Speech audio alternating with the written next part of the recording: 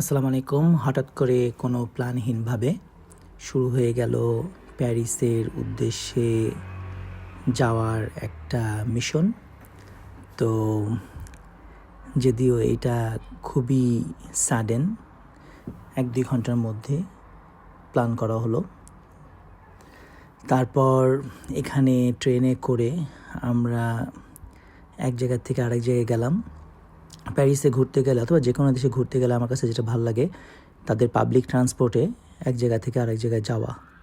এখানে যেটা ভালো লেগেছে যে তাদের এখানে ডাবল টেকার মানে দোতলা ট্রেন আছে এবং ট্রেন ভালোই লাগে, আপনার জার্নির জন্য সময় সেভ হয়।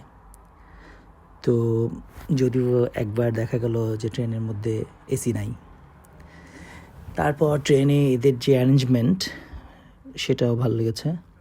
তারপরে যাওয়া হলো প্যারিস গেটে, বাসে করে গেলাম। এরপরে বাস দেখলাম কেমন বাসে ঘুরতে। এই বাস থেকে নেমে আইফেল টাওয়ারের সামনে যেয়ে দেখি গ্লাস দিয়ে আটকানো। এরপরে এর বাইরে এসে কিছুক্ষণ মডেলিং করার চেষ্টা।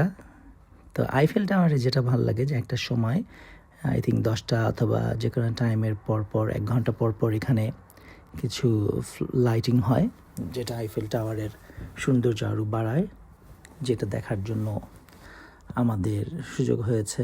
যখন আমরা গিয়েছি তখনই লাইটিংটা হয়েছে। আর কিছু বলার নেই, এখানে আমার কাছে এই লাইটিংটা এবং আইফেল টাওয়ারটাই ভালো লাগে রাতে। তারপরে চলে আসার সময় শেষ।